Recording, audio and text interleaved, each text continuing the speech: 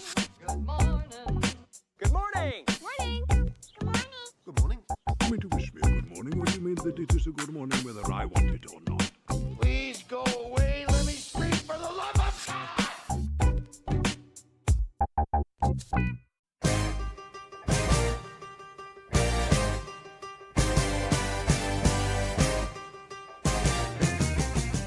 Hey everyone, it's us, the most gracious duo since Torval and Dean. Graceful, you mean? We're not at all gracious. No, that's true. I mean, I can't even hold you 2 centimeters above the ground, let alone all the way up there by the nuts. Welcome to Good Movie Monday. We are the weekly podcast dedicated to nerdy cinematic ramblings. We assume that you're here for us. If you're not, then the Stiff Socks podcast is over a few clicks to the right. That's not to say we don't have stiff socks. No, I've got a selection. But for the rest of you, we have a fun show. Thank you for joining us. My name's Glenn Cochran. Guy on mic number 2 is Ben Hellwig. What I like to do is lie on the stiff stock while I'm doing to soften it up a little. Use the heat, the body heat to soften it up so that when it's required. So there's a glitch in the It's system ready. then, and he's doing my, skip to something else then. Doing your what? The AI won't let me continue. We do bring you 90 minutes of movie gibberish as well as all other sorts of gibberish. It's a variety 90 minutes. show. Is that how long the show goes for? Yeah, I mean, you are on it. It was 30 minutes, Yep. then an hour, Uh-huh. and now it's gone even longer. No better way to start the week, I say. I have no sense of time when it comes to recording the show, though, because we're just shooting the shit for the most part. Yeah, that's true. So it could be going for 10 minutes and it could be going for 5 hours. I wouldn't know. Oh, that's good to know. I can really milk this sucker. How are you, mate? It's like it's been 7 days since we have done this, but I would normally ask what you've been up to this week, but as it has been, you've practically been with me the whole week. We've been together the whole time.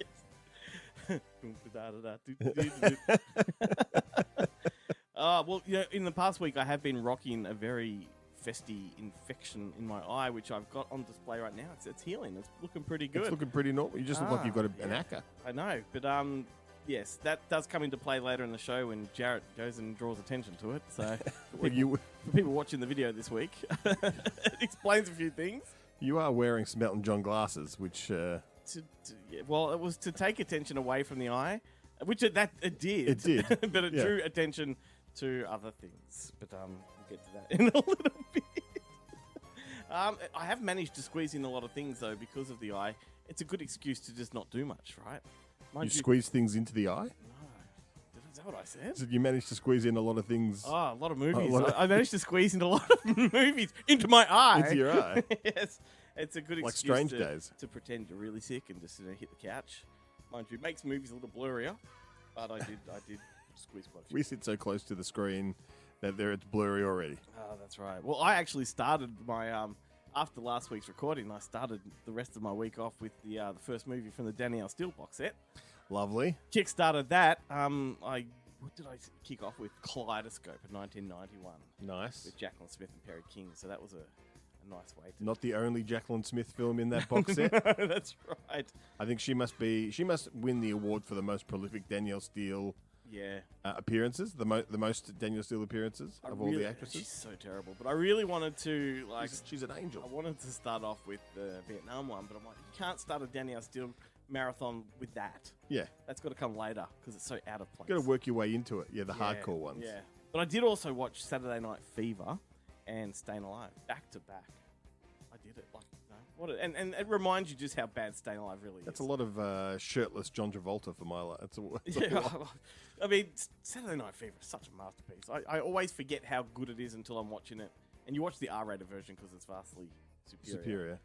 Yeah, a lot more rape in it. Oh, that's a nasty movie. Not only rape, the C-bombs. Like, it's just such a really gross, grotty kind of dank movie. Although I have to say that I forever remembered, when he tries to get paid on Friday. He goes, how come you don't pay me on Friday? Everyone else gets paid on Friday. I pay you on Monday. If I pay you on Friday, you spend all your money. By Monday, you got nothing left. This way, you got some money in your pocket all week. Yep, that guy's the best boss I've ever seen in a movie. Yeah, he's really thinking of his employees. And they have a big fight, and he chucks John Travolta out of the store, and he comes crawling back, and he's like, "No, you don't quit. We just had a little tiff, I want you to stay." Then he points out that everyone's been here for 15 to 20 years. Yeah. John Travolta looks around and goes, "Fuck that, I'm out." So that was a good little movie marathon, and the reason I bring it up is because the music that is underneath us right now is Frank Stallone from Staying Alive. What was his big Don't know, but movie it's- score song? There was a big one. It's not like Eye of the Tiger, but it's like that kind of. it's one of those songs. I just can't remember what it is. That is true. Well, I mean, the one we're playing is Far From Over. Frank Stallone being the brother of Sylvester, who did direct Staying Alive. Anyway, how's that for some nerdy cinematic ramblings there, Ben? I really wish that Frank Stallone had starred in Rhinestone, because he would have done a much better version of Drunkenstein than Sylvester does.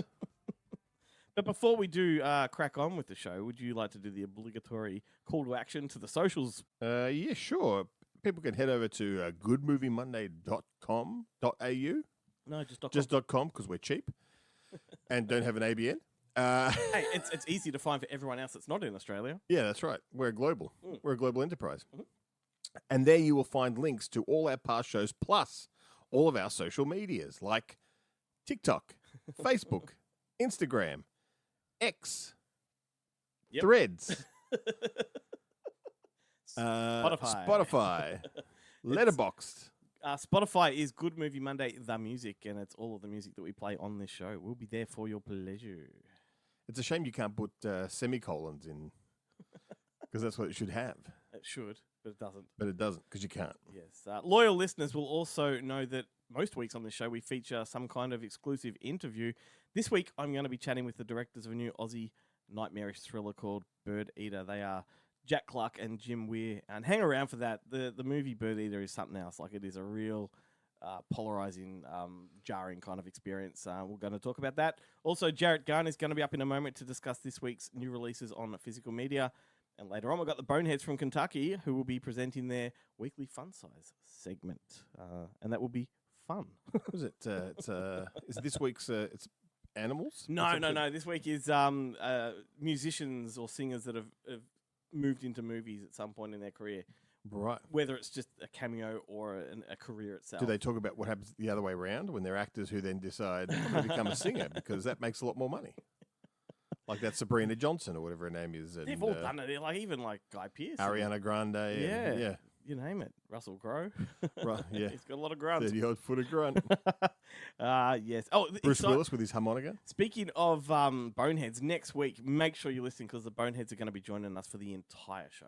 It's going to be a whole Bonehead episode. I'm looking real forward to that. Yeah, but other things that have been happening in the past week, Ben, we have been to the movies. We have seen 2 films. We saw Maxine and we saw Twisters. Which We one? did. Which one do you want to start with? I suppose Maxine, because we saw that one first. Let's do it. This is the third part of Ty West's X trilogy, which began with X and then had the middle movie Pearl. Pearl, which was a kind of a, not really a sequel, but a prequel. Yes, and I guess the trilogy is broken into thematic films. The first one being like a homage to exploitation, Texas Chainsaw Massacre style movies of the 70s. The middle film Pearl was an ode to the golden days of Hollywood, golden years of Hollywood, like Wizard of Oz, Oklahoma, all that kind of stuff.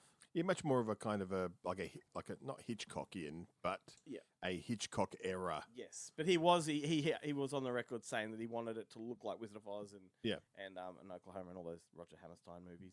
And then the new one, Maxine, is very much an 80s sort of how would you describe this A one? sleazy 80s angel-esque It's a VHS inspired inner city, yeah. neon lit. Yeah, bit of De Palma in there. Yeah, very much so. I enjoyed this one. I actually, having had time to think about this one, having enjoyed all of them, I really did enjoy all of them. I think I like this one the best. I think this one is the most accessible. I think it's it just moves at such a great pace. The violence is spread out evenly. It's not all gratuitous violence, but when the violence hit, I It think is all the nasty. violence in it is gratuitous. It's just not full of violence. but it's just not all the way from start Yeah, to finish. It's not a bloodbath. But that's what actually helps it. Unlike a couple other movies that we've seen recently that I didn't really like. You talked about the what's the Indian one on the train? Oh, Kill. And the John Wick movies, which are constant violence. Let's replace with- gratuitous with arduous. Yeah, but there's no peaks and valleys. Yeah, that's right. So the violence is Bit ceases tone to be deaf. shocking or fun, and it's just like, all right, get on with it. It'd be like, I find those movies really difficult to watch. Whereas this, it's spaced out the violence, Narrative driven. narrative driven, but it kind of when it did appear, it's awesome. Really awesome. It's a lot of And fun. Awesome, unexpected, and shocking. Yeah. Yeah, that's what I liked is it catches you off guard with some of these moments. Yeah, especially when it goes kind of where you think it's going to go, and then it goes a little more. Yeah. Goes a little further. It does. I think for me, X is still my favorite of the three, although this one is very close. Mm-hmm. The only thing I would say is I think X has a better ending. Yep. This one, even though the ending is full on, I felt that it let me down just a little. Mm-hmm. Okay. Because without giving away any spoilers, but Maxine is present during the ending, but she's more of a passenger in it rather than the instigator of the kind of conclusion of the film. But that being said, it's still a lot of fun. Yeah. The protagonists of the action are still great to watch, Yeah, that's right. and it's got a fantastic cast. Amazing cast.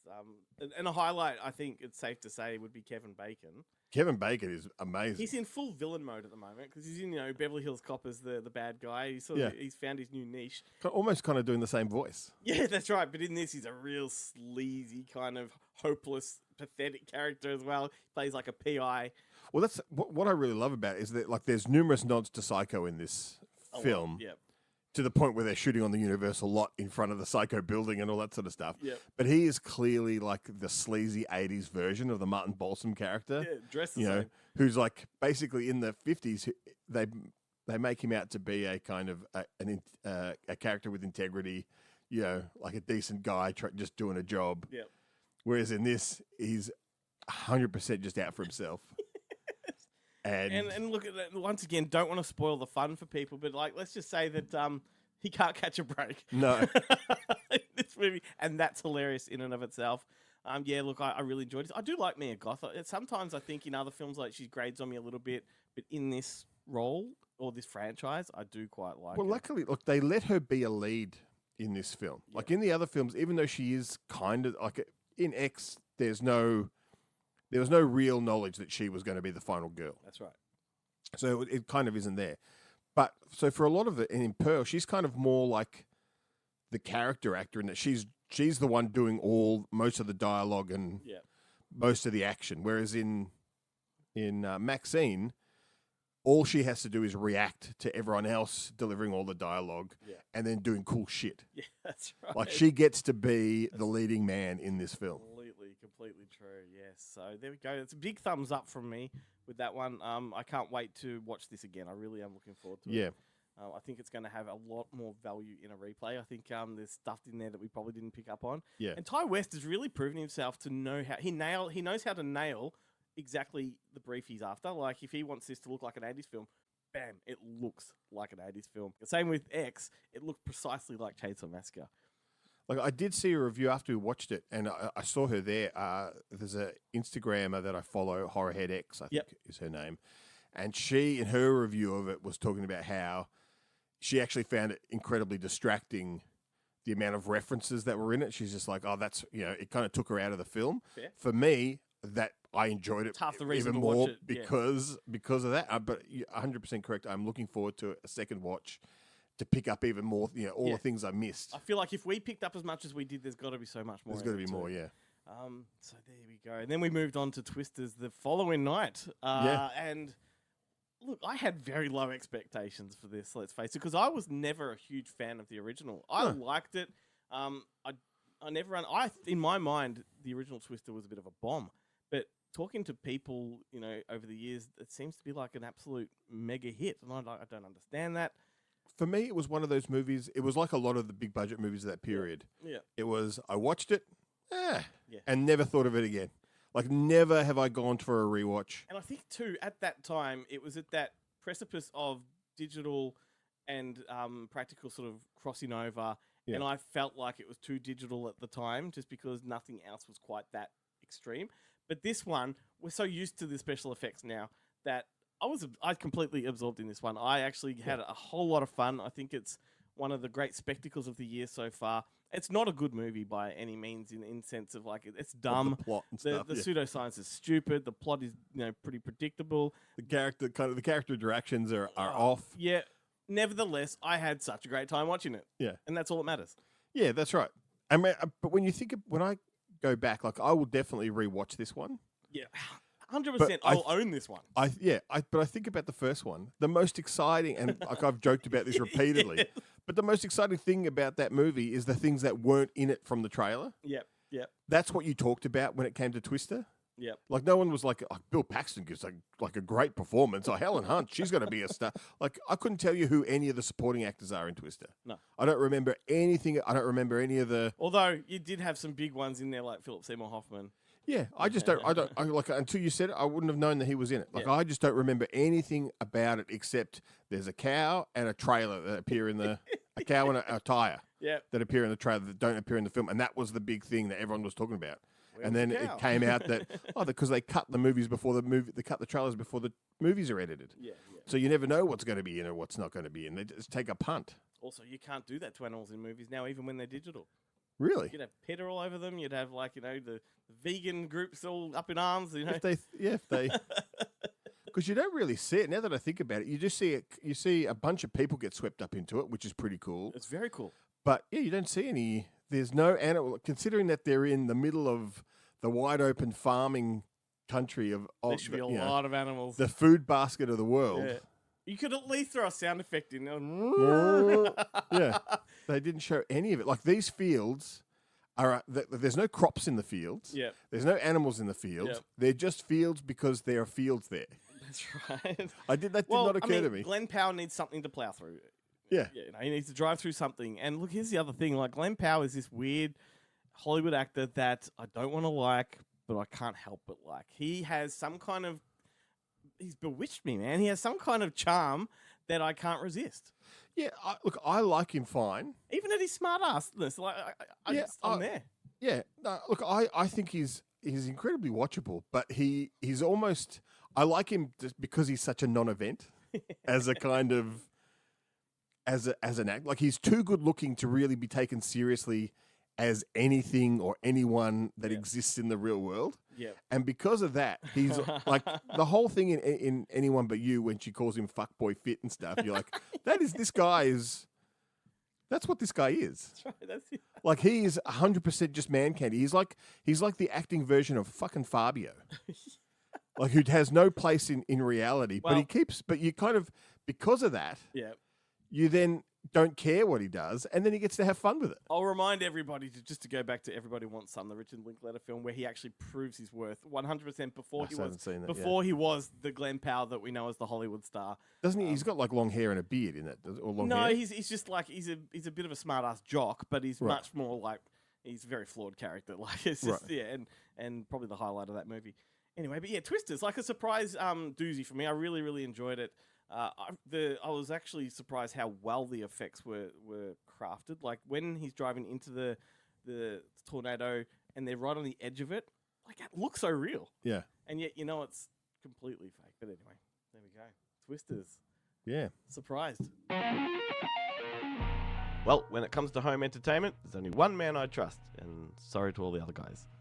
Jack Arn, how's it going, mate? Good, Elton, and yourself? Fuck off. I have a really disgusting puffy eye infection right now. You do not need to see that. I was wondering whether it was like a bit of cosplay as Elton John, or whether you were heading to like the shooting, sort of ranch, whatever they call it. What do they call those things where you go and fire the guns in the, I have something I want to say, but I'm not going to say it. Range. That's what I'm looking for. I'm not going to say it because I'll get carried off the air. I'll tell you after the mic. I knew where you're going with that one. He did watch. There's a Michael Moore documentary in that one.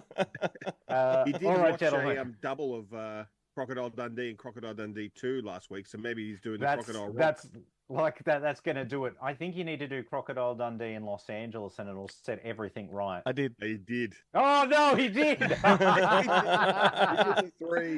Oh, I didn't mean amazing. to. Yeah.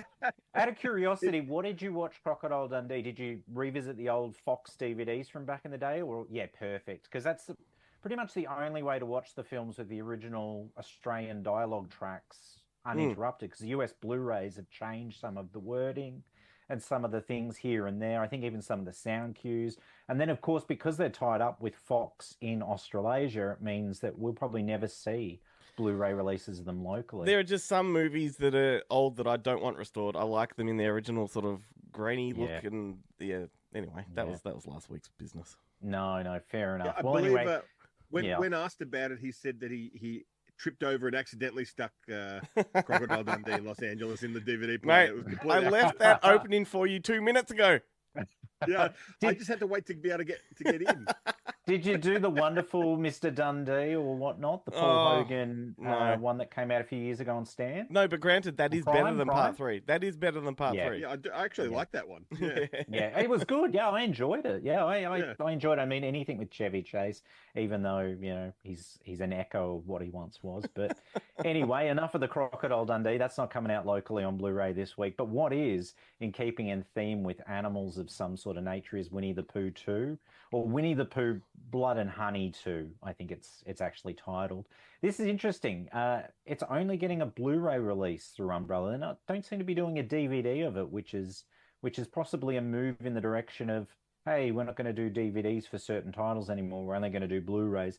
Likewise with their release of The Raid, because they're only doing that on 4K Ultra HD. They're not doing a Blu-ray release, which makes sense. It's been out on Blu-ray before through Madman, but it hasn't been out in an edition quite like this, because not only is it in 4K Ultra HD with Dolby Vision, 2 Dolby Atmos tracks, one in the original Indonesian dialect with the original score, and then the international version that's got like that chap that was Chester, no, not Chester, one of the guys that was in Linkin Park that did the American score for the film, but it's got Atmos tracks for both of those. It's got a legacy, like a bundle of legacy special features, like a ridiculous amount. The old Madman Blu-ray pretty much had I think a TIFF Q&A and maybe a featurette, and that was sort of about it. This has got commentaries, featurettes, all sorts of stuff, plus some new content. Got an audio commentary on there by 2 lads from Perth, filmmakers that did Top Knot Detective. So they're lending their expertise to doing a commentary on this one. And there's an exciting new featurette with a stunt coordinator, David Chee, who's not only a stunt performer and stunt coordinator, he's also a fight performer and coordinator as well. And this guy shot it and edited it. It's called The Raid Reaction. And that's a nice 12 minutes of sort of select fight commentary by David, which is pretty cool. But yeah, this is a ridiculous release. Like it is the definitive release of The Raid now, because it came out last year in a steelbook in the US. But this outdoes it in terms of special feature content, as well as having the inclusion of both of those tracks in Dolby Atmos. So, yeah, this is the go-to release for the film. When are we getting the long overdue and promised Raid 3? Yeah, I know. He's just seemed busy doing other things, mainly like Netflix movies. I know. We totally need it. I just hope he doesn't leave it, because the Raid 1 and 2 was so sort of close together. I think it's maybe 4 years apart. So it's very similar to sort of like The Godfather 1 and Godfather 2. So I'm hoping the Raid 3 doesn't turn out to be The Godfather 3, where he's left it way too long and it's probably not worth doing. He was going to be moving it to an English-speaking country. Okay, yeah, fair enough. Okay. Well, that's going to be interesting, because you're not going to be able to get away with that kind of stuff in an English-speaking country unless it's somewhere in Europe where, somewhere similar to, say, like where, Hostel is set, where you might be able to get away with a bit more. But yeah, I'm curious, but I'm really keen, because, the Raid 2 was The Godfather 2 of sequels. It was just fantastic. Yep. Yeah, but I think he's doing TV as well, because he's been doing that Gangs of London. I think that's got about 2 or 3 seasons now as well. So he's definitely keeping himself busy. But one day, the Raid 3. The other release from Umbrella I want to talk about, and actually have a copy of it down here, but albeit this is the limited edition version, and the one that's sort of hitting trade-wide retailers next week's a standard version, which I think doesn't have the rigid box set. I think it's a more of a softer box set. And it won't have the lobby cards. What are we talking about? Booklet. I'm getting there. It's the Ozploitation Collection Volume 1, which features these 3 Ozploitation classics: Crosstalk. No, that's Lady Stay Dead. Final Cut and Crosstalk, Oh, all brand new HD masters, Love those loaded movies. with special features, and all have original art here as well, which is quite nice. Crosstalk and Lady Stay Dead, I love those so much. Well, it's the cool thing about Lady Stay Dead is it hasn't had a release locally since the old Sime Home video release back in the 80s. Had no DVD or Blu-ray. Did get a release in the States through Code Red on Blu-ray, probably about a decade or so again. So that it's nice it's actually getting a disc debut and a high def one with a new transfer. But yeah, I've never seen Final Cut. It's the only one of the three I've not seen, so I'm really excited to check that one out. But yeah, so it looks like a pretty good set. And like I said, the standard one that's hitting stores, you won't get all the extra fluff, which I really wanted because I really want that booklet. It's got like, stuff written by Paul Harris, maybe even Mark Hartley, who produced this release. It's a really nice booklet. I was skimming through and having a bit of a read. You know where the best place to read those are, though, gentlemen? Yep, indeed. The throne room. The throne room. I reckon there's at least 2 or 3 good visits to the throne to get through that booklet. So do you have a little bookshelf in there? Thumbs up. What's that? Just stop eating anything. No. I had to stash it like I'm sneaking drugs onto a plane, and then just walk into the bathroom in case the wife watches me, so she doesn't think I'm taking anything in there with me. You just need to give up on the fiber, Jared. That way you can spend hours in there. Well, this is true. So I've got to cut that fiber out of my diet. Bridge them. Yeah, You do 2 or 3 like in between. You're just reading the book in between. I literally could get through 2 or 3. If I'm heading that way to the toilet, my family will say, "Is it a page or a chapter?" There you go. Yeah, exactly. You go, no, in fact, it's a 44-page perfect bound booklet, my friends. So moving on to another distributor, Acorn Media this week, who's distributed through Madman. They're releasing the Shudder original stop motion on Blu-ray and DVD. Haven't had a chance to check this one out myself. Looks pretty cool, though. Looks like it's hopefully a little less Skinamarink and a little more like, I don't know, Late Night with the Devil in terms of I thought it was Shudder going to originals. arrive with a bit of fanfare, and it kind of just fizzled. And it just looks Totally like the did. type of movie that I'd be all about. So I can't wait There was for a it. lot of hype leading up to its release, and then it just kind of came out. And Yeah. I guess we're just waiting. We'll probably get one of those BuzzFeed articles in a week where it says people are saying the scariest film they've ever seen on streaming, and you have to click through, and then it stopped. This movie stop motion. But anyway, we'll see. It's got the lead of Nightingale in it, who was recently in that Elia Card movie, the Demeter, the Voyage of the Demeter, Dracula. That's it. The less said about that, the better. Anyway, moving on to Viavision. Viavision have 3 new titles entering their imprint Asia releases this week. They are Hero, The Wandering Earth 2, and Zoo Warriors. So they're all coming out. I mean, I think Hero is actually a really nice deluxe set where it's got all the sort of extra frills and that. The others just loaded with special features and those beautiful slip covers. But another title I want to mention from Viavision, which is probably a title I'm going to have to upgrade, so this is just part of Viavision's range, is Fairy Tale: A True Story, which will be an upgrade from my old Magna Pacific DVD, but the wife's a fan of it. And With Harvey I Keitel. watched it, and it's quite, absolutely. Actually, Harvey Keitel's going to feature twice in today's segment because I'm going to bring him up a little later as well, so there you go. But yeah, beautiful little film, perfect kind of family film, and it's cool to see Viavision digging these out and giving them a high-def release locally. So moving on to Defiant Screen Entertainment, who are releasing the other Harvey Keitel film this week. This one's called Paradox Effect, and it's only coming out on DVD. Have you seen that artwork? And the artwork is what I wanted to talk about. It's like they've taken this head of Harvey Keitel, stuck it on someone else's body. Who's 30. But the head doesn't just look like Harvey Keitel. It looks like they've prepped Harvey Keitel's head for a funeral. Yeah. It's like his resting death face. It's just like, what? But it's like it's the head of an 80-year-old on the body of a 30-year-old. Yeah, I know. Yeah, because the body is like slim, really well And postured. like running and shit, like, yeah. Yeah, and it's just ridiculous. On the cover alone, I actually do want to see them. Yeah. I read the write-up, and the write-up sounded fine. But the artwork won me because I'm like, that's ridiculous. Have you seen I wanna some of see his? that. Have you seen some of his recent like Q&As on stage at various events and like MGM kind of seminars and stuff? He cannot string No. words together anymore. What is he, like Joe Biden now? Is he? Yeah, he's Is kind of he running for president. he's kind of Yeah, he's kind of exactly. fading like that and trying to recall that's stories, awful. and the MC has to speed him along as if to say, "Hurry up!" Oh my God, that's crushing because he's just such a powerhouse of an actor. But he's obviously in his twilight, and he's doing these movies to, make some extra cash, probably to live comfortably and provide for his family. They killed so him that's off a in the shame. National Treasure TV show. I never got to that National Treasure TV show. Should I check It's it out? 'Cause great. I'm a huge Yeah, it's really fan of good. the two films. Okay, Yeah, excellent. Yeah, it's fun. Excellent. But it's much more a teen-orientated thing, but it's Yeah, fun. it's the team. Okay, well, I'm all about fun, so I'll definitely give it a look.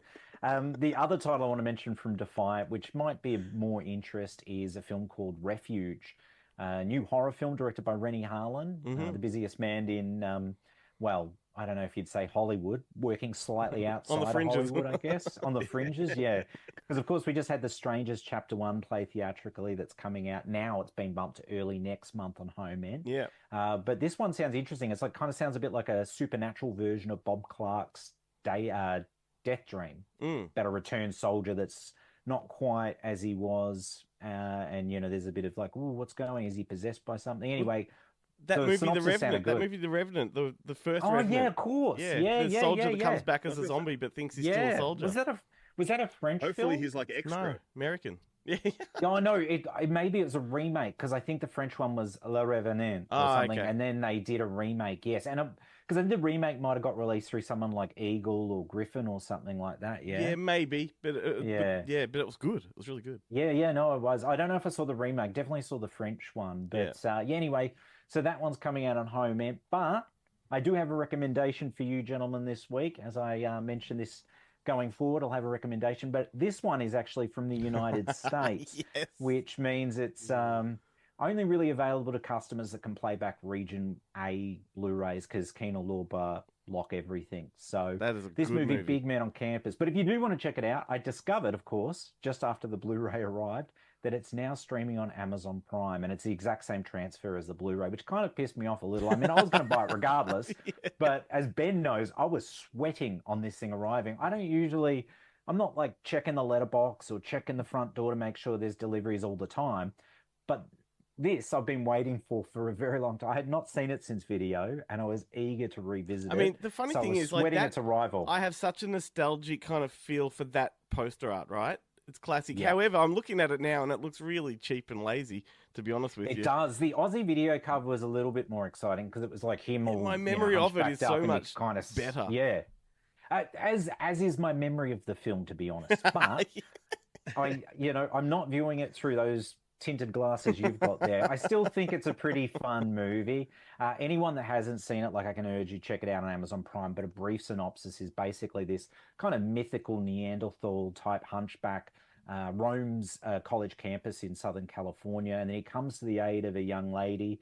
And once he's thrown in the spotlight, he's sort of being called, this, I guess, like a Neanderthal, like this violent Neanderthal, and he's given opportunity to either assimilate or be thrown into, an institution. And so he's sort of coached up by the local, the campus psychologist, who's Tom Skerritt. And at the other end of the spectrum, who's saying, like, this violent creature can't, assimilate into, society. It's Jessica Harper, of course, from Suspiria. And for fun film fans, Inserts was also a very good role for her. That's the one I knew She who had she a was great from. part in that one.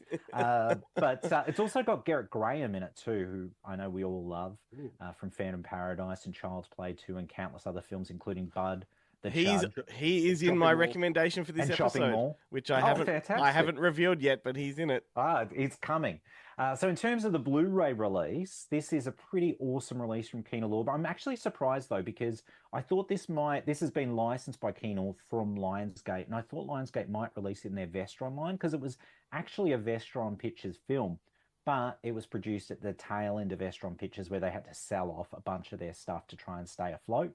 So the film, which was made in 89 and did a few market screenings 89, didn't actually get released in the US till 91, which is around the same time it turned up on video here in Australia through Roadshow. So yeah, anyway, Kino's done it, but they've done it justice. There's a ton of special features. There's a commentary track with the writer on here.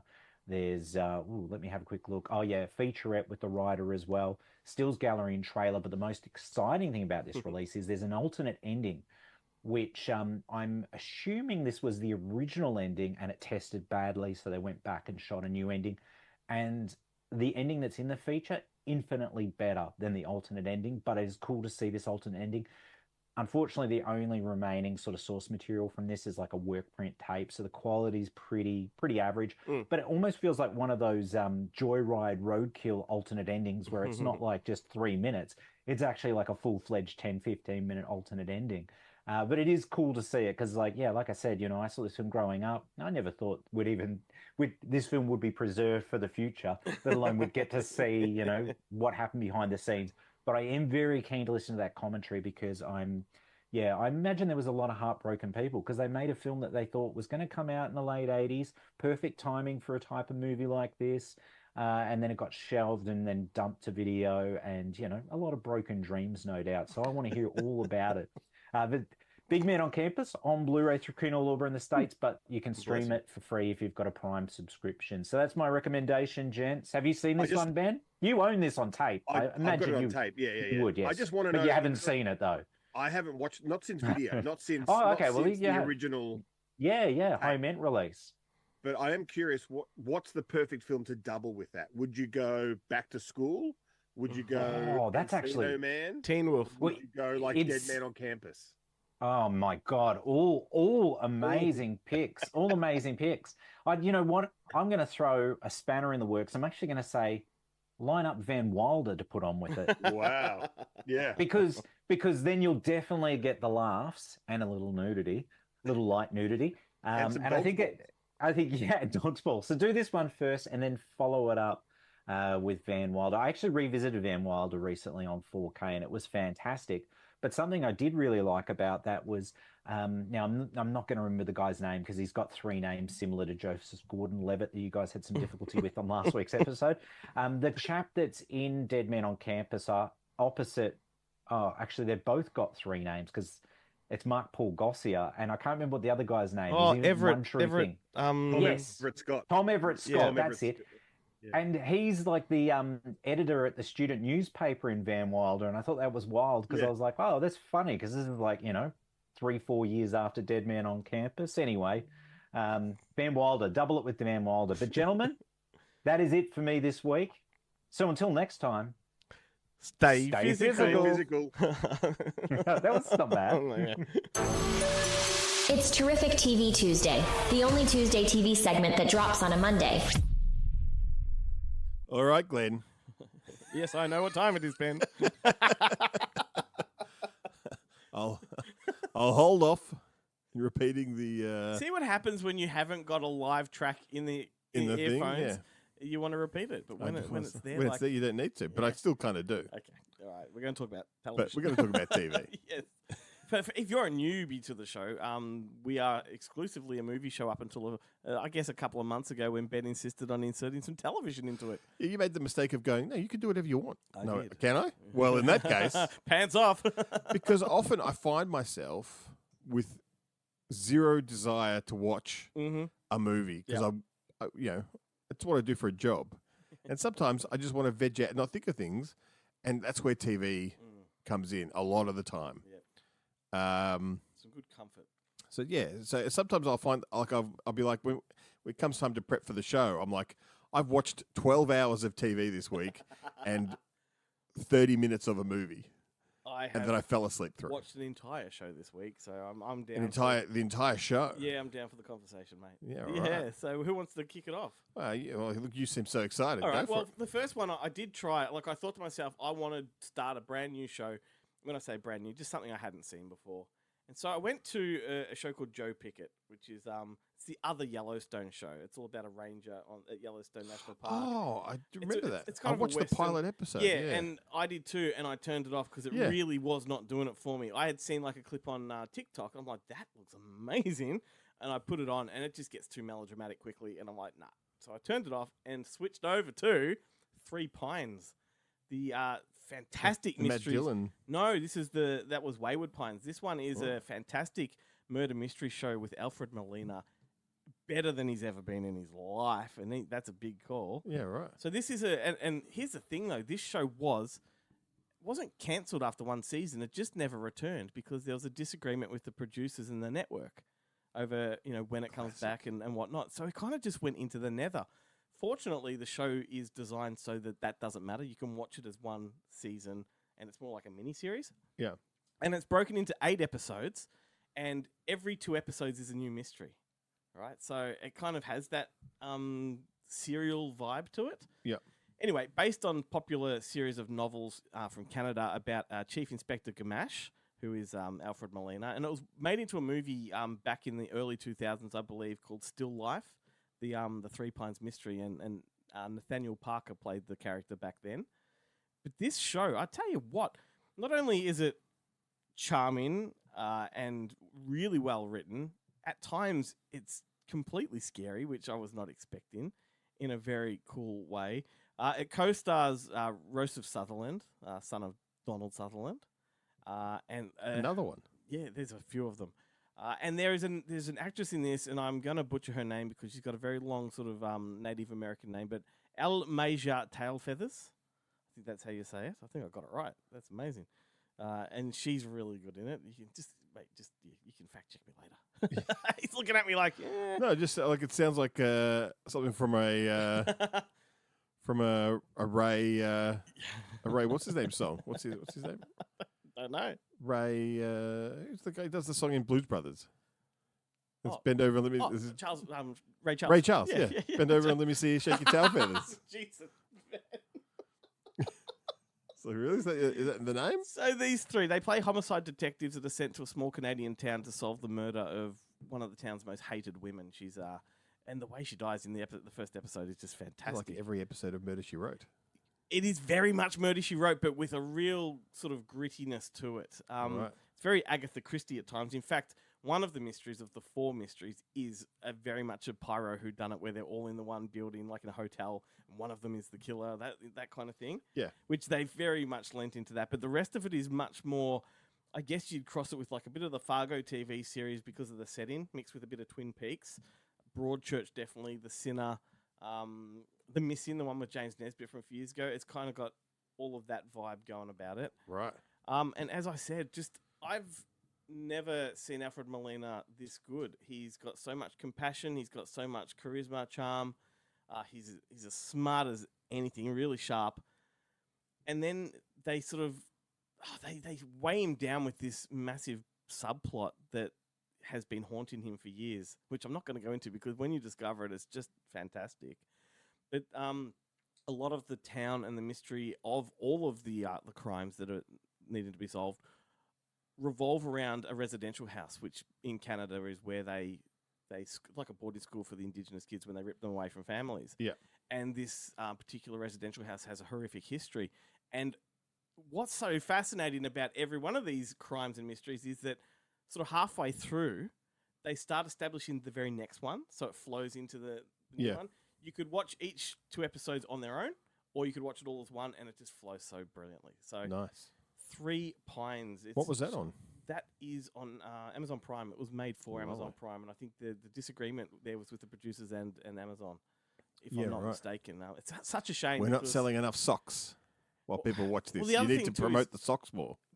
There's about, I think, 15 to 20 books in the series, so there's plenty of stories to be told. But I'm wondering if they were to keep it all within the Three Pines, it would become ridiculous. It'd be the new like Mount Thomas. Yeah, that's right.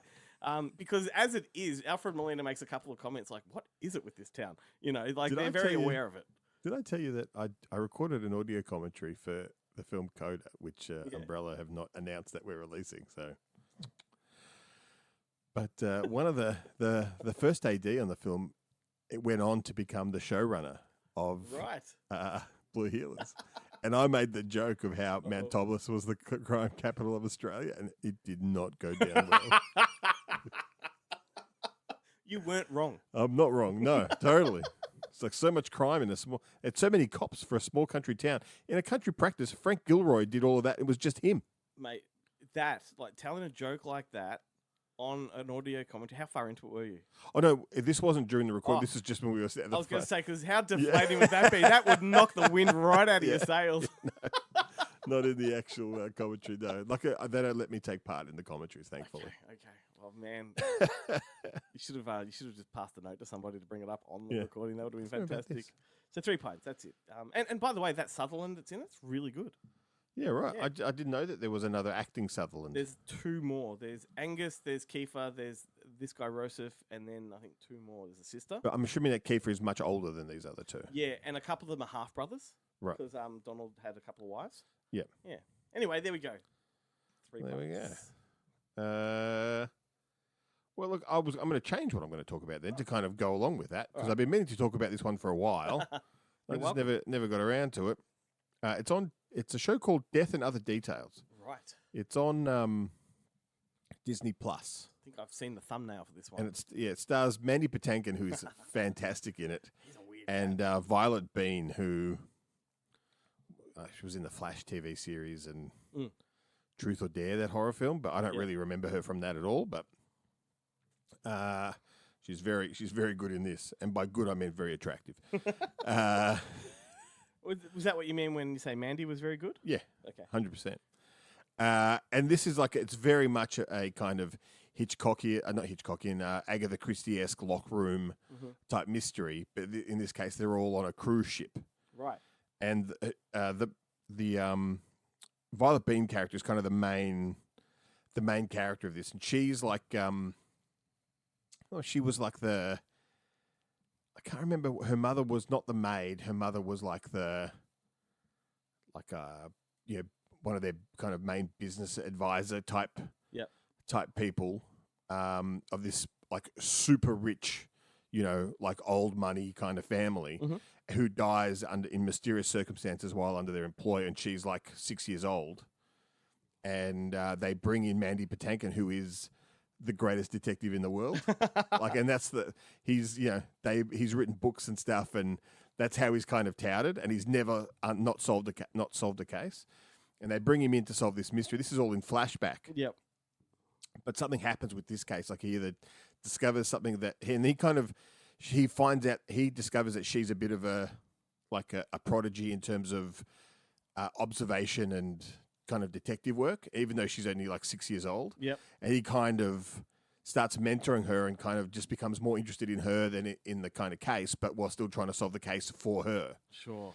But then he discovers something that they don't reveal, that he kind of ends up walking away, and it breaks her heart and infuriates her, and so she ends up hating him. She cuts off all contact and doesn't talk to him for 20 years. And then we come to where this show starts, and her, in typical Knives Out type fashion, all the family, there's some business deal going on, and the family's kind of in a bit of financial trouble, but but they don't want to tell anyone they're in financial trouble. And That sounds like the locked-in mystery from Three Pines. Yeah, Yeah. totally. There's all this stuff going on, and they go on this big family cruise where they want to lock in this big deal that's going to basically save their future, but they're stymied. The oldest daughter kind of is running the business. The father, who doesn't really have a head for it, refuses to really relinquish control and kind of screws up a lot of her kind of maneuvers. And there's a screw up brother who's a coke fiend, and the governor who's got something to hide, and the brother brings in a whale investor who has ulterior motives, but the whale investor ends up being killed in his room. Right. And so they're all kind of stuck on the boat, not allowed to leave.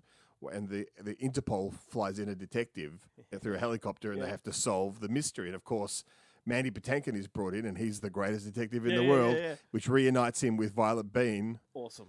And they together click. have to solve the mystery because she's kind of the prime suspect at the start. Sure. And Also, I was looking it up as you were talking, and one of the producers and directors on it is Mark Webb, who made 500 Days of Summer and the two Amazing Spider-Man movies. That really tracks with the kind of visual style and the pacing of the series. It's really fucking good. It's the second of two really good kind of murder mystery shows on Netflix. On Disney Plus. Sorry. And the other one's Murder at the End of the World or something like that, sure. which I think I have talked about a very long time ago on the show. They're both surprisingly excellent shows that I guess they're actually both Hulu shows, which is why here they've popped up on Disney Plus because we don't have Hulu. Well, it's funny. Mandy Patinkin is a really weird one because he looks like such an intellectual when you watch him in anything, right? Because he always plays that type. You follow his social media. He's pretty dense.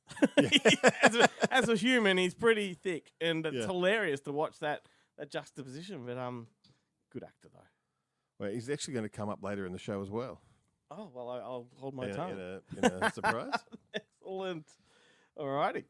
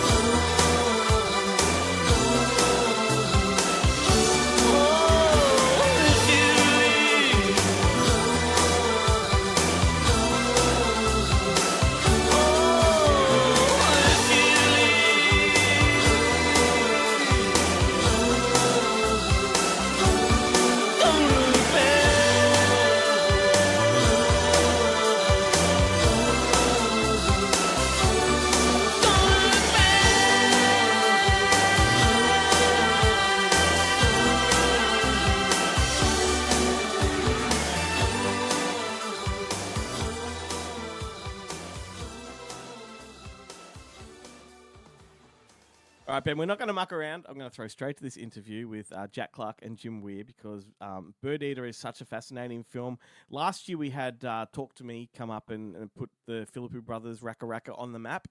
And I really hope it does the same for these guys because it is one of those real jarring, unforgettable kind of movies. It leaves an impression that's hard to forget. Just to set the scene, it is about a boys gone wild, bucks party, out of control type of thing. Very much got a wake in fright type of vibe. But the thing with this one is that these bucks, two of them bring their girlfriends. One is the fiance along with them, and these girls get to see what happens to boys when they get drunk and they're out in the woods and what they get up to. And it goes down some really fucking sinister avenues, and it gets very David Lynchian at times without being too weird, and just really, really mesmerizing and jarring. So I spoke to these guys and asked them how the hell they did some of these things, and their answers are quite amusing. So have a listen, stick around too, because we've got the Boneheads coming up straight afterwards.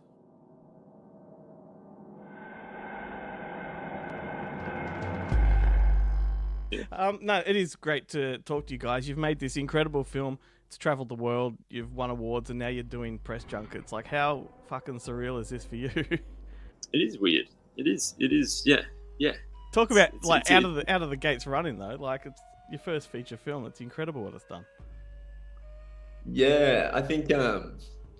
We spent so long focusing on just finishing and just making a movie.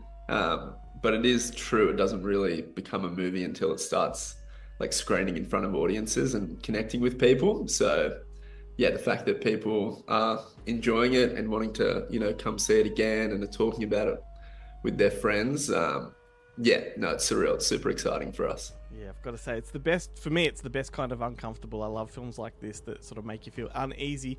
Sort of where and how did this story come to you? Has it been sitting with you guys for a long time?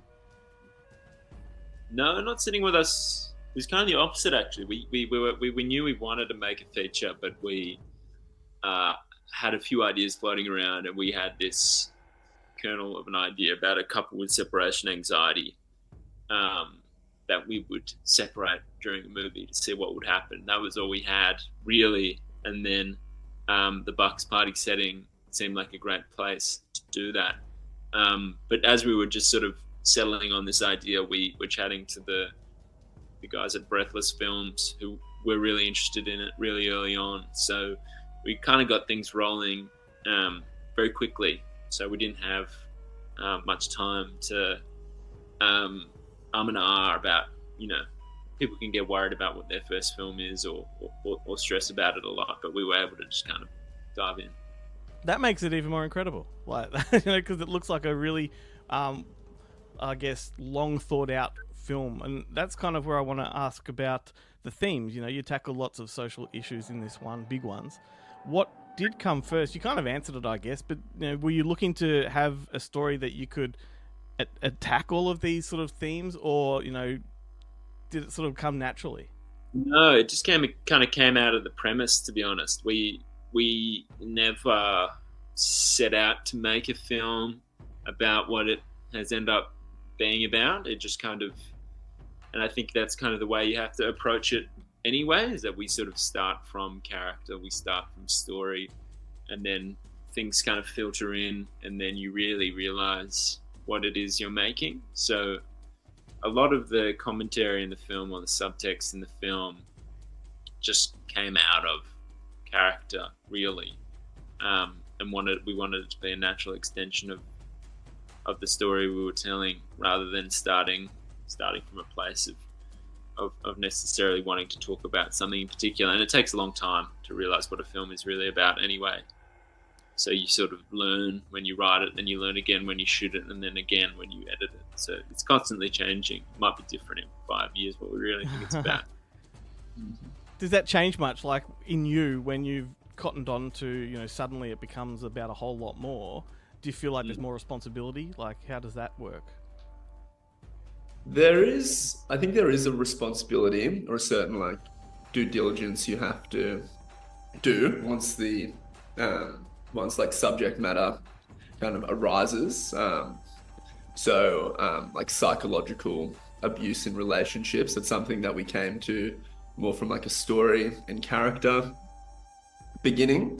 But then, of course, you start writing it and you start developing the character with the actor, and then, of course, you do research then. And our lead actress, Shabana Aziz, who plays Irene, she met with with a handful of women that she knew that had been in these types of relationships, and one woman who was still in one of these types of relationships. And then from there, we're kind of making sure we could, speak with just a little bit of authority and try and, represent these women in a fair and accurate way, and also something, also in a way that wasn't, too kind of, I guess, like filmic. Like we talk a lot about like the perfect victim trope as being something that we really wanted to avoid. Like often women in these relationships aren't necessarily fun to be around. So we wanted someone who was a bit prickly, a character who like an audience might initially not sit with and not really relate to. And that kind of being part of the trick of the film. Yeah, absolutely. And then you've also got to like balance the entertainment factor with all that. And you've put these characters like in the bush, and as a group of friends in the film, they're reunited, and there is a massive tension between all of them. What sort of things as filmmakers did you do to create the tension on screen? Because it's really palpable. It jumps out. A lot of it was the actors trusting one another. So rather than traditional rehearsals, we wanted them to be friends more. Mm-hmm. We encouraged them to hang out. We encouraged them to chat, just so that once we were on set together, they were really comfortable with one another, in a way that we could sort of creatively pit them against each other, not by like adversity on set, even though challenges came because of how little money we had anyway. But it meant that we could, in a scene, two scene partners who were really comfortable with each other in the material, we could kind of separate them. We could give them different direction. We could give them different lines that the other wouldn't expect. So you were able to create a really fun, creative environment where everybody is aware of what they're trying to make. And also, there's people whose jobs it is, like Michaela Caratini, our intimacy coordinator. It's her job to kind of help us make a scene as awkward as possible. So we would get her on to, like what is the most awkward version of a kiss in front of other people we can do, and she would workshop that, and it would involve, being comfortable first, and then being comfortable with being uncomfortable. That's really cool. I was about to ask you about, like, did you use any tricks? Like, I remember back in the day, the classic story of when Spielberg did Saving Private Ryan, he isolated Matt Damon from the rest and put them all through boot camp just so they all resented him. And I'm wondering, as filmmakers, did you play mind games with your cast sort of to get that friction? We did a few of these tricks. We're still working out like how helpful they are. We did try a few minor ones. Like we have a big party scene where our main character is having the worst possible night. And we talked to Mackenzie, who plays Louis, beforehand. We had him sign off on it. But for those few days, we told the casting crew to kind of leave Mackenzie alone. Be as chummy as you want with Shabana and the other actors, having like a good time at this party, but don't really pay attention to Mackenzie. Don't laugh at any of his jokes. And I think it did help to an extent. He was quite good in the Tiki Night sequence. So really good, yeah. I think there is something to those tricks. I think more it's just like a cast gets to know the script so intimately in the lead up to shooting a film. So some scenes, especially if they're a scene you've used in like rehearsal, they can feel really done. And I think on set, it's just finding really small things to just like spark a scene and give it new life, just so there's like something fresh you can be capturing in camera for the first time. Yeah, very cool. Recently I've spoken to a lot of co-directing teams. Like, there seems to be a whole lot of double acts going around at the moment, and I'm just wondering, from your guys' point of view, what are the pros and cons to having two directors on a film? There's not many cons. That's the secret. That's why people have started doing it, because they've realized it makes things easier, especially at a lower budget. It's kind of your most precious resource is energy and commitment. And if you're the one who's written and directed the film, you're probably going to be the last person on set. You know, you're probably going to be the one pulling in hours on the weekend, whatever. And then if there's two of you, it kind of doubles your efforts in every stage, you know, raising money, keeping morale high. It's just, you know, you have a second wind permanently. So it's no surprise to me, having gone through it, why co-directing is becoming more popular, just because it's a much more sustainable way, I think, of keeping the workflow up and keeping your stamina up. It means you just have to navigate it a little bit differently on set, so people just need to understand how to communicate, basically. How does that work? But it's really simple once you get the swing of it. Yeah, I've asked that question a few times, and I'm yet to have any cons. So, you know, obviously it's working very well. It might add a tiny bit of time on set. That's probably a con. Yeah, it probably does cost us a bit of extra time because we're having conversations with each other sometimes. Just because not necessarily disagreements. We'd probably hash things out before we get to set. Yeah, but it's more like if something's interesting, you can kind of go down rabbit holes with two people for a little bit longer because you're talking to someone, they might get excited about something, and you'll close off. So it might cost you a few minutes a day. I imagine it's also like the actors always have somebody to turn to while the other one keeps the wheels in motion, you know, so makes sense. One of the films that you obviously reference in there is Wake in Fright. It's on the poster in the background. I'm sure you've been asked about it 100 times. But I've also picked up, for me, strong David Lynch vibes, particularly with the Lady Lazarus stuff. And there's an Aussie film back in the late 90s called In the Winter Dark, and that one really it rekindled my memory of that one as well. Were there any films that you leaned into or influences, you know, just to get the atmosphere that you had? Yeah, there was quite a lot actually. Yeah, interesting you mentioned David Lynch, like that scene with Lady Lazarus is being compared to Lynch a lot, but the reference for that was actually a scene in Nashville where there's a country music performance, and there's four women in the audience who all think that song is written about them and it's being them. So you have this one performance that has like four different readings for different audience members. So we designed the scene with that in mind, having this performance and then having four men witnessing it, or taking something slightly different from the same performance. But yeah, probably the reference for us was Festin, which is it was like the first Dogma film. It was made in the 90s. It's set at a party where it touches on some like very uncomfortable subject matter, but it's also like very darkly funny. Drifts between, you know, extreme tension and like total farce, and balances both tones pretty masterfully. So that was kind of the film we kept looking at. Yeah, cool. I'm gonna have to watch that one. I love the Dogma stuff, so haven't seen that one yet. There's another film that we haven't talked about much. It's called A Place in the Sun, which we told Mackenzie to look at for Louis.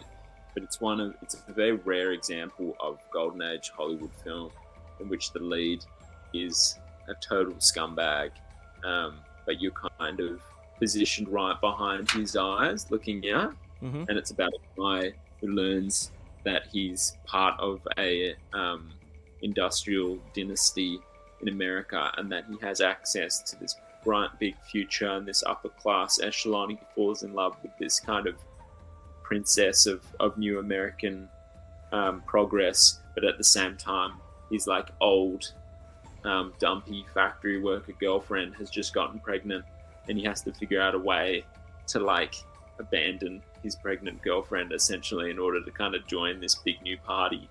And he's the worst guy ever, but you're right with him the entire way, and he is the the hero of his story. He's the one who thinks that he's making every right decision. And there's not many films you can point to, especially in that era of filmmaking, that is so inside the perspective of someone like that. We really liked that for Louis. Yeah, 100%.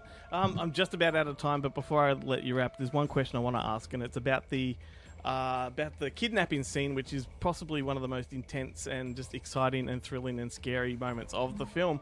But I want to know how you achieved it, because it must have been terrifying for Mackenzie. He's strapped to the back of a ute. He's got a mask on. He's like, you can't see a thing. What tricks did you use? Were there camera tricks? Did you speed up footage? How did you get that to look as intense as it did? Or did you just do it? No tricks. That's the trick. Just the trick was that we didn't have enough money to film it with green screens or film it with any rig, so we just had to do it for real. Was that him under the mask? Actually him, or did you put someone else under it? Yeah, that's great. Yeah, he hasn't got a double yet. Well, it's an effective scene. But did you speed up any footage, or did you just really We sped it up a tiny bit, but there was a few pretty hairy moments that were just accidents. Like there's a moment where the car sort of disappears into the forest, and it kind of gets dark. That was actually an accident. So I was driving the follow car, which had the camera mounted on the hood, while the boys were in the ute. But it was a fairly obvious thing, but we only realized when we started shooting that I actually had to have the headlights off in order not to see the headlights on the back of the car. Yeah. So we were driving through this kind of narrow road, and I went off the path. I got stuck like in the bush. So I was in we stopped. Like the car had literally got stuck. That's why that camera angle even exists, because the car just went and left the behind, and I turned on the lights, and the grass was just up beside the window because I'd just driven into the bush. Incredible. Guys, I'm out of time, but thanks so much for the chat. I love this one. I hope everyone checks it out. And I hope it goes down as like a cult classic that we talk about in a couple of years' time. Yeah, let's hope. Awesome. Well, have a good one. See you, Glenn. Thanks for having us on. Welcome to Bonehead Weekly Fun Size. James, what's our topic this week? Well, and an ongoing thing that we've talked about on several episodes of Bonehead Weekly, we've talked about people that had one career and then ended up in movies. So we've done athletes, we've done musicians. Mm-hmm. So we thought we'd talk about another good reason that we can talk about musicians who ended up in films. And so it doesn't mean that they became actors, but they may be a musician that did a film, or maybe they did become actors. Or had a fantastic career as an actor. So I'll go first, and this one's a little on the nose. I wanted to do Willie Nelson. I wanted to do another one, and then I was like, no. You know who was a fantastic actor who just really killed it when he got the right part? And a lot of this times was because he was also producing, putting these projects together. But Frank Sinatra, a lot of really great roles. And truthfully, I was trying to think of the best one that I think, and maybe the man with, is it the $1 Million Arm about heroin? But also Ocean's 11, which is just a fun movie. The list goes on and on. From Here to Eternity? Yeah, From Here to Eternity, which brought his career back. But I don't know. It's really hard for me to find. The prequel to Die Hard. It's really hard for me, and I know the story behind that, but it's really hard for me not to pick the Manchurian Candidate. Who's next? You know, I just simply because I enjoy it so much, and it comes to mind, and I have 1,000 names I could use. Matter of fact, Frank Sinatra was almost the one I went with. But I still, if he shows up in a movie, it's not that he's the best actor to ever walk the planet, but I know I'm going to get something out of it. Tom Waits. Tom Waits, if he pops up in a film, you're going to get an experience. We've talked about on Bonehead before that Rob Zombie is the director. You know you're going to get an experience. Tom Waits as when he's acting, he's going to give you an experience. So I can't think of a musician who's an active musician who also has done films and not occasionally just go Tom Waits. Tom Waits is who I want to see. So there you go. That's my choice. Better pick than mine. The best part of, oh my God, the Coen Brothers film. The Ballad of Buster Scruggs. The Ballad of Buster, and also the best part about Mystery Men. Yes. Seven Psychopaths. So you go on and on. Yeah. Seven Psychopaths. That ending is they seem to have a lot going on. Yeah. I love it. He lifts the material. Chad. So I'm going to, I haven't done this in a long time. I'm going to do a twofer, but I'm going to spend most of my time talking about one, and then I'm going to do a quick mention on my second. I don't think there's a better performance by a musician. I'm being sarcastic. By a musician, but he's still really good in a very terrible movie, a terrible movie that I genuinely love. Mick Jagger, Free Jack. I like Free Jack too, but I haven't watched it in a long time. Yeah, he is a legitimately good villain in that film. But And he kind of turns to the good guy though. He goes from heel to babyface in that. Actually, he becomes kind of an anti-hero, sort of. Yeah. But yeah, he does become heel at the end because Anthony Hopkins is a huge douchebag. So yeah, of course Mick Jagger turns, but he does a really good job at it. So you got to give Mick Jagger credit in Free Jack because he does carry that movie. And then I do want to give a brief mention to Billy Idol in The Wedding Singer, because that brief moment he's in that airplane, right, let's do it. Best scene. Probably the best scene in the movie, but I'm not a huge Wedding Singer fan, so that makes sense. Well, this has been Bonehead Weekly Fun Size. Not a fan of The Wedding Singer. How is that possible? Outrageous. Is he doing it just to be contrary? I think he generally doesn't like it. I don't understand. This is like the whole What's not to like? This is like the whole Chloe Hoobie Halloween thing all over again. Yeah, like if you don't like one Adam Sandler, you might as well not like any of them because they're all pretty much the same. Oh, I've been quoting Wedding Singer lately too. The Steve Buscemi stuff. Yeah. So Yusuf, it's what how I discovered ELO. Basically, it's from that scene. They were coons. I love that film. I feel offended for everybody else that loves it too. Yeah. Joe, might have to take you to task on that next week. You know, it was Chadley's birthday last week. Happy birthday, Chadley. Yeah. Sure, that's what Chad's short for.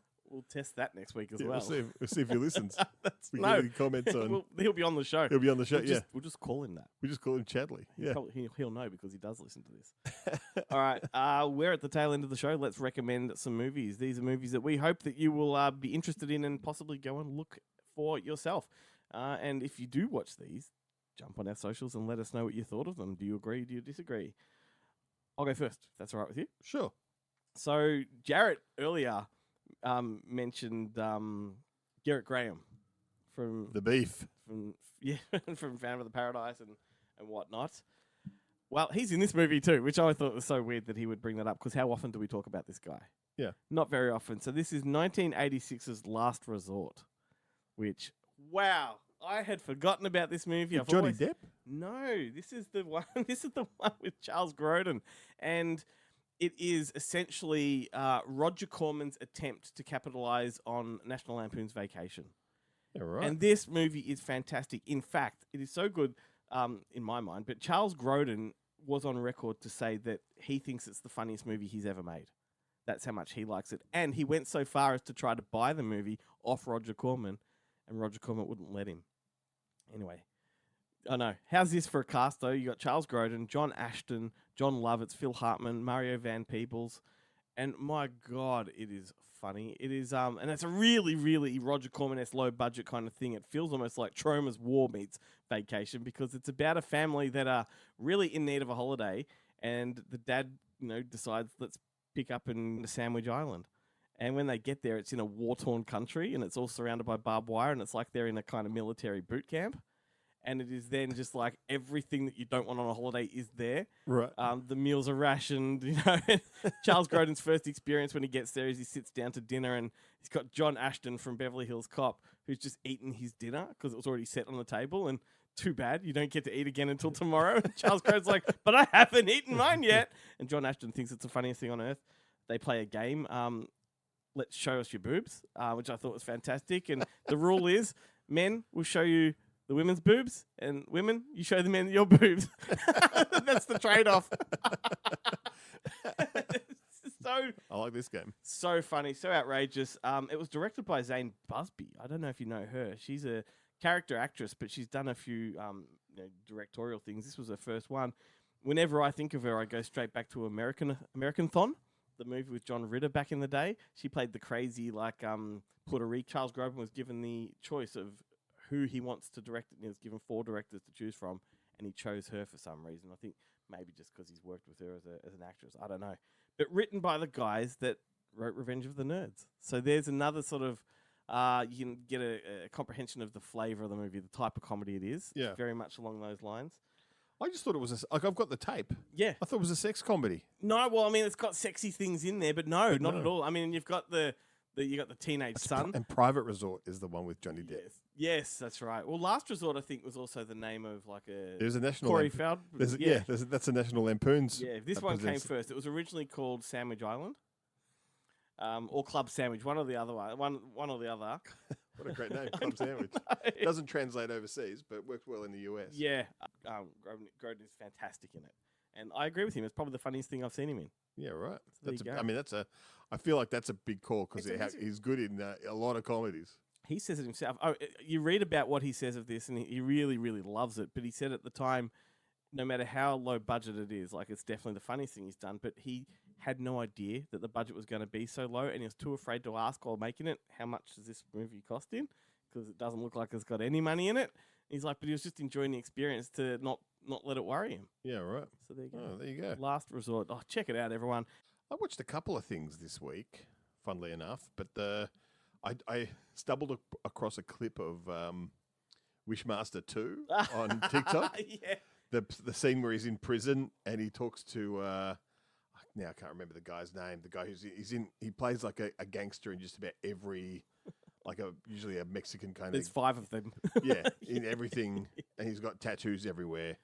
But he's a guy in the prison yard, and Andrew Divoff, who what a fucking great performance is. I think it's one of his best characters. You know, I can give you anything you desire. What do you wish for? And he's like, I heard you saying that you think your lawyer should go fuck himself. I can do that. It's like, yeah, okay. He goes, what's the price? Your soul? Yeah, sure. Go ahead and do it. And then that clip is fucking so funny where he makes the lawyer is, I don't know how he does it, but he basically ends up fucking himself. It is. Well, that guy was Robert Lasado. Yeah, Robert Lasado, that's right. Yeah. Book him Woodbine in there? Yes, and Tiny Lister Jr. Yeah. Man, I have not seen this movie in a long time. There's 4 of those movies, and only the first 2 are decent. Yeah, look, I've never seen Wishmaster, so I just went into Wishmaster 2 blind after watching that clip going, this is fucking great. And it is it's Jack Shoulder, I think, directed that, but it's a very different type of movie to the first one. Yeah. Yeah. But it's it's just a lot of fun. Yeah, 100%. But the actual movie...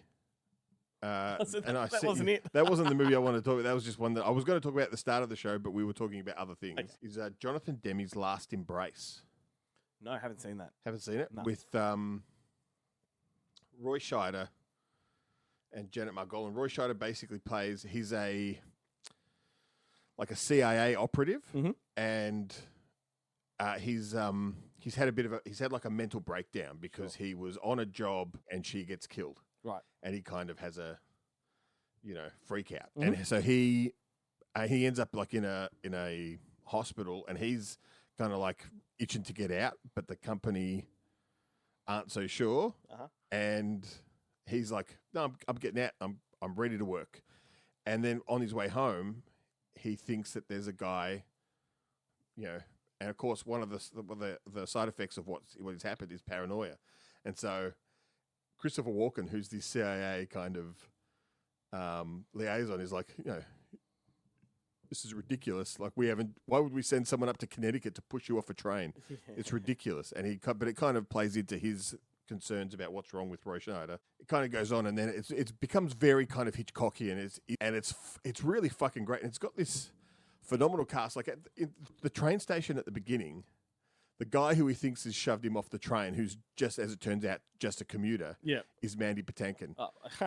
in a very small, he's in it for 2 seconds. Yep. It must be very close to the very first thing he did. But then the guy who goes, hey, he didn't push you, you're crazy, it's the dad from Alf. I didn't push you, it's crazy. You're crazy. Which his son from the show passed away last week, I just might say. Yeah, I saw that, yeah. Very sad news. Shelley Duvall as well passed away. We should have just mentioned on that Friday. At the start of the show. And Jenna Margolin, who I'd never actually seen in anything before, but she was one of the girls. It was her Jennifer Salt, Margot Kidder, and Janet Margol, all the what were they called? They weren't the Brat Pack, but the Steven Spielberg, Martin Scorsese. Yeah, like the new wave. The new wave. Yeah. That's where they were all hanging out. Yeah, the smoking- Zoetrope guys. Yeah, smoking weed and coming up with their, developing Taxi Driver and Yeah. E.T. and Roy Scheider is fucking great too. When is he not? And so he's relatively young, but he still looks like he's in his. He would have done French Connection by then. Yeah, he would have. And Yeah. Jaws. And he would have done yeah, Jaws. Yeah. yeah. I mean, But- he came up with that crowd as well. Yeah, that's right. But the thing about him is that you watch Sequest DSV and he looks basically the same age. I know. Or the 2010. Yeah.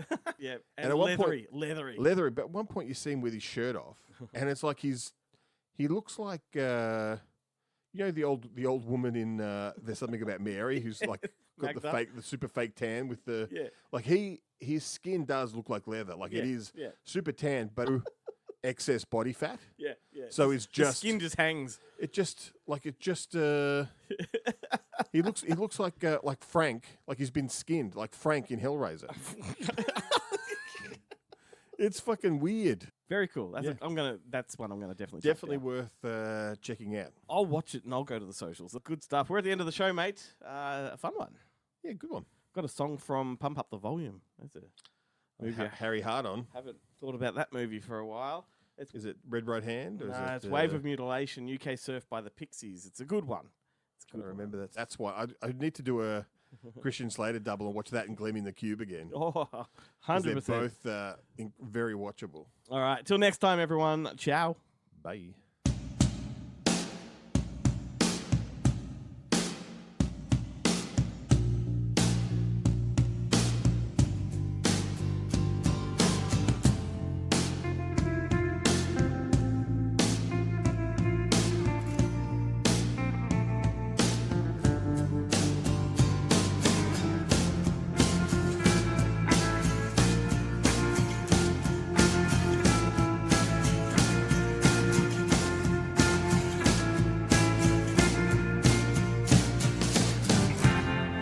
Cease to resist, giving my goodbye.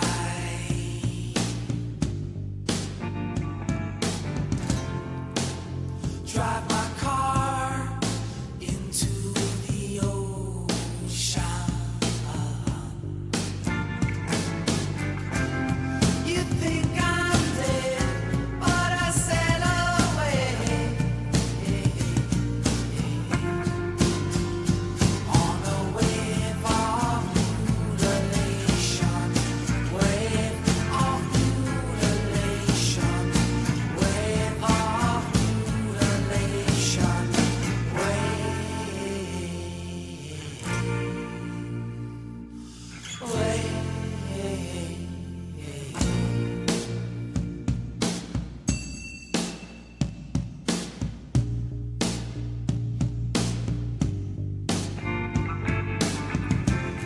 I've kissed murder.